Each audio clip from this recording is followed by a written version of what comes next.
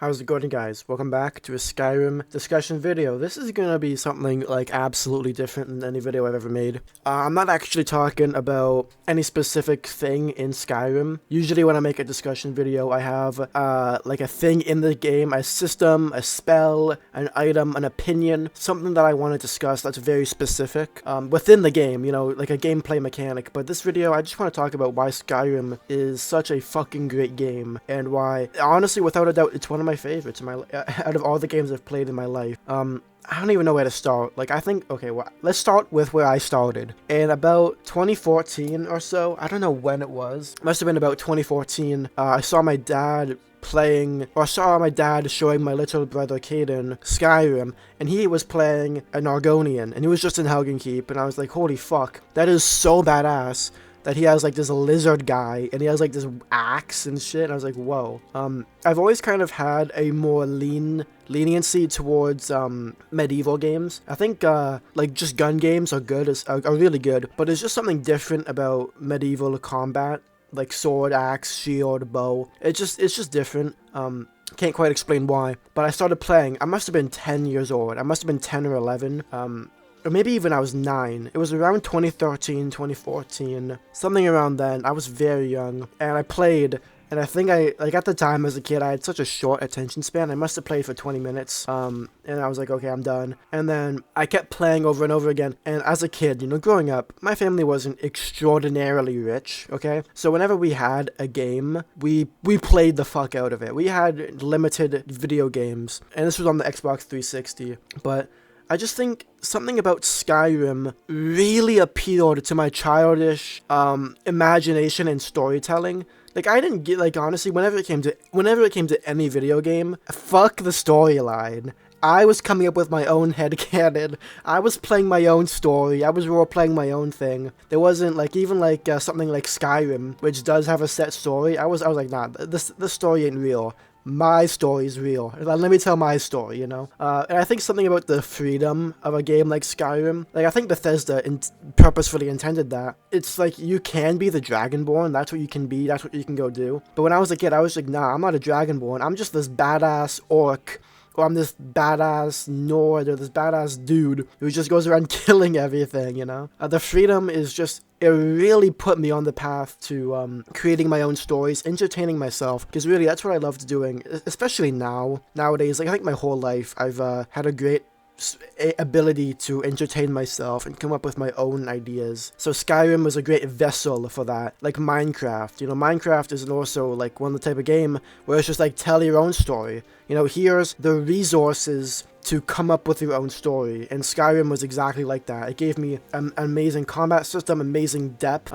Nothing was too shallow, but nothing was too deep that you had to like play the other 4 games to understand. Well, some of the shit wasn't. That's the thing. That's why Skyrim didn't end as a game I played as in my childhood. It isn't shallow, so as a kid I could get into it and I could create my own shit, but it is so deep, some aspects are so deep, that as a young adult, I still find myself addicted to this franchise. Not just Skyrim specifically, but even the older game. The lore, the people, the reoccurring themes and jokes, and the reoccurring, just themes, keeps me engaged. So, I don't know, you don't have to, that's the beauty. You don't have to be into the really deep nitty-gritty to get it. And I think that's the best part. That's why childhood me loved this game, and young adult me loves this game, because, like, I don't know, it's just timeless. And especially because the thing is, when I was a kid, I played the shit out of this game, right, back and forth all the time. I played it so much. And then I took a break from it. I think I took a long break from it somewhere in the late 2010s. And then 2020, quarantine what came around, COVID-19, and so I was kind of just like bored as fuck. I was making YouTube videos anyways, but I wanted to make Skyrim videos. I made a Skyrim Let's Play. And then I kind of stopped after about 30 videos. And then I came back to it 2 years later, so 2020, I took another break.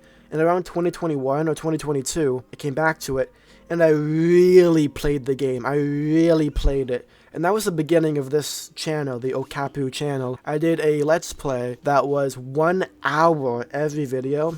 kind of like Lyle, shnub. I took inspiration from him, and I made almost 100 videos. I ended up deleting all of them because they were mass-produced, they were dog shit, and just generally wasn't proud. And they also got no views. They got 100 views max, and then even towards the end, they were tapering off very significantly. So I was like, okay, I'm done. I'm done with this, you know? But yeah, I really played, and I learned so much, even after like almost half a decade of playing from 2014 to 2019, and then also playing again for like 6 months back in 2020. After all of that, I still didn't even scratch the surface of what Skyrim had to offer, and I really proved that to myself in 2022 when I started the Okapu channel, and I really did that Let's Play. I really, you know, there's just so much to Skyrim that, you know, after a decade of playing, it's just still more. And I think it's a shame the direction the Skyrim community has taken. Mostly Bethesda's fault. I'm not even going to deny it.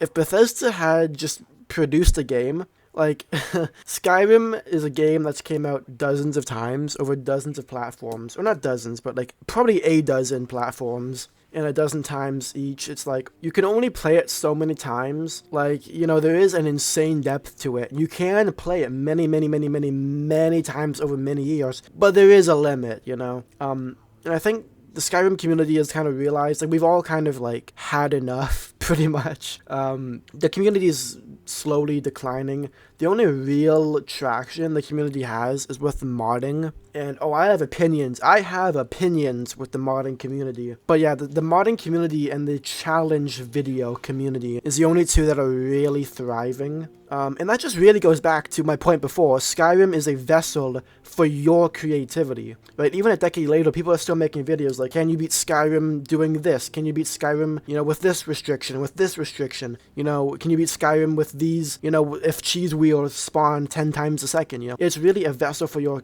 creativity. You know, the modding scene is perfect. It's like literally the complete embodiment of that statement. There is a lot of things wrong with the modding community, in my opinion. I'm going to make a video on it if I haven't already. Check that out if you want to. But yeah, I think at the very base of everything, yeah, Skyrim is dated, it's buggy, it has, you know, flawed development. Bethesda's greedy, it's not perfect, you do rely on mods. Like, all of these flaws, you know, you can give me all these flaws, whatever, all of them may be true. But at the end of the day, you can't deny that when you play this game, you just feel like you own your playthrough. You're not playing Bethesda's story unless you want to. You can play Bethesda's story, but at the end of the day, it's really your story that you're playing. Especially when you mod it and you get the Creation Club shit. It really is your story, and I think that really goes back to, you know, the older Elder Scrolls games as well, like Arena and Daggerfall. I played those recently. I played those months ago, but I consider that to be recently. I played them, and it's literally like a video game of Dungeons and Dragons in the best way possible. I mean, I never played Dungeons and Dragons, so I wouldn't really know. I'm not that much of a nerd, but Daggerfall and Arena really is like generic medieval, make your own story type thing. And then, you know, Morrowind came around, it started to form an identity, Oblivion came around, Skyrim, and I really hope that the Elder Scrolls 6 I really hope the next generation of gamers has an Elder Scrolls 6 that gives them the same feeling that 10-year-old me had when playing Skyrim. You know, and I think that's why, like, a lot of old games from around 2010 are still so popular, like Minecraft, Terraria, shit like that. It's just, I feel like that's about when games stopped being good. I think games stopped being good around the 2010s area, plus or minus 5 years, I think. But that's my subjective opinion. I mean, I'm not gonna lie, like, there's great games still. Like, that's honestly kind of ignorant to say, oh, games are bad now. No, like, let's be honest, games aren't bad now. I'm just old.